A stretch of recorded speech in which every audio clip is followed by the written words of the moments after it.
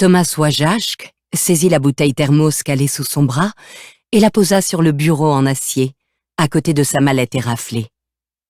Sa veste de travail atterrit sur la chaise et sa gamelle sur le rebord glacé de la fenêtre.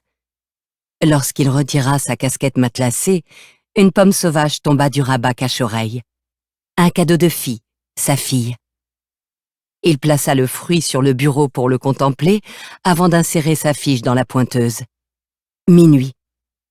Il prit alors le trousseau de clés et la lampe torche fournie par l'entreprise, puis fit le tour du rez-de-chaussée. C'est dans cet endroit silencieux, toujours silencieux, que de nombreuses femmes de Turtle Mountain passaient leur journée penchées sous la lumière crue des lampes de travail. Elles collaient sur de minces tiges verticales des lamelles ultra fines de rubis, de saphir ou, moins précieux, de grenat avant perforation. Les pierres d'horlogerie ainsi obtenues serviraient à la fabrication de montres Bulova et de pièces destinées au département de la Défense. Il s'agissait là des premiers emplois industriels créés dans les environs de la réserve, et presque tous ces postes convoités étaient occupés par des femmes, lesquelles avaient obtenu de bien meilleurs résultats aux tests de dextérité. Le gouvernement attribuait cette habileté au sang indien et à l'habitude du perlage traditionnel. Thomas, pour sa part, l'imputait plutôt à l'œil acéré des femmes de sa tribu, qui savaient très bien vous crucifier d'un regard. Lui-même avait eu la chance de décrocher sa place. Il avait beau être intelligent et honnête, il n'était plus ni jeune, ni svelte.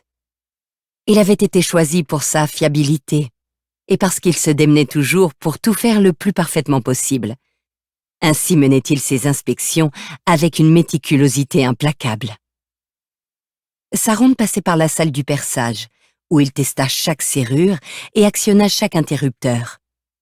À un moment, pour se fouetter le sang, il se livra à une petite danse fantaisie qu'il prolongea par une Red River Jig, mélange de powo et de gigue irlandaise. Revigoré, il franchit les portes blindées qui menaient à la salle des bains acides avec ses rangées de vases à bec numéroté, son manomètre, son tuyau, son long évier et ses postes de rinçage. Il contrôla les bureaux, les sanitaires carrelés de blanc et de vert, et boucla son tour en regagnant l'atelier d'usinage. Sa table baignait dans la flaque lumineuse de la lampe d'occasion qu'il avait lui-même réparée de façon à pouvoir lire, écrire, cogiter et se donner une claque de temps à autre pour se réveiller.